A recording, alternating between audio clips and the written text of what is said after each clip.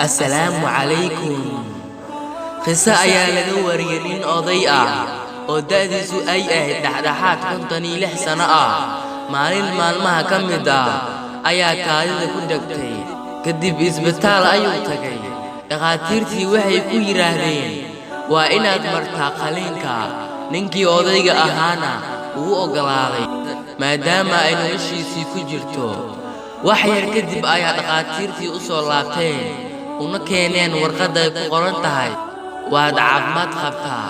ee iska bixi lacagtaas ninkii wuu ooyay dhaqaatiirtii ayaa ku soo laabteen oo ku yiraahdeen maxaad la ooynaysaa waxaanba kuu sheegnay inaad caafimaad qabtee ninkii cabbaar markii uu ooynayay ayuu afkiisii kala furtay kuna dhahay dhaqaatiirtii anigu waxaan noolaa 56 sano maalin ayay kaadii ku dhagtay waxaana iga qaadateen lacagna $250,000 maadaama ay maalinkaas kaliya kaadii ku dhagtay intaasna aad iga qaadateen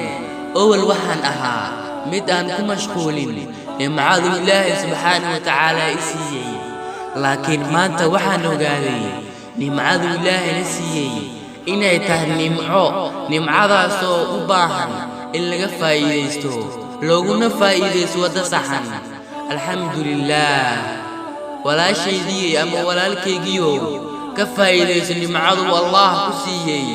sababtoo waa nimcadaas aad maanta haysato waxaad si dhab ah u dareemi doontaa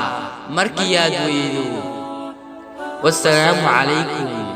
intaas ayaan ku soo gabagabeynay barnaamijkii maanta idin wadnay haddii aad ku cusub tahay channelkan subscribe like share mahadsanidin